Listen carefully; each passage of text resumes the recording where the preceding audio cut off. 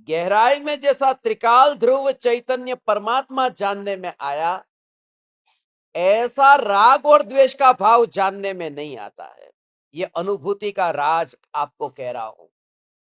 मति ज्ञान के चार भेद है: अवग्रह, ईहा, अवाय और धारणा।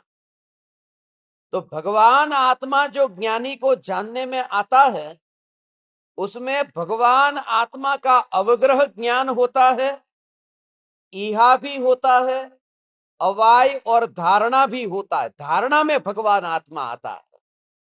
मगर जो राग और द्वेष के भाव उत्पन्न होते हैं, वो मात्र अवग्रह ज्ञान की मर्यादा में रहते हैं, वो ईहा तक नहीं आते। उसका कारण समझना है। वो निर्विकल्प अनुभूति में अवग्रह तक जानने में आना, और फिर ईहा, अवाय और धारणा में भगवान आत्मा, ऐसा वो जानने में आना।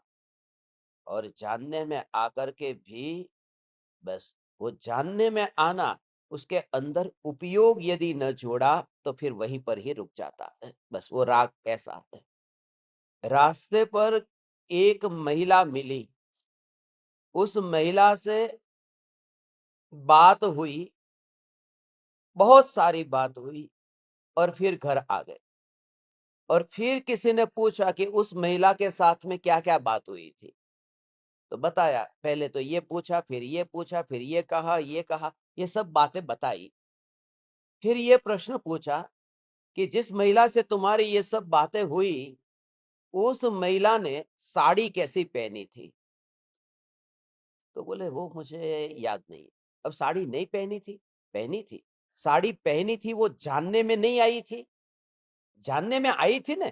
मगर वो जो जानने में आया है, उसमें यदि ज्यादा उपयोग नहीं जोड़ा तो उसकी डिटेल धारणा में नहीं जाती है, वो वही पड़ी रहती है।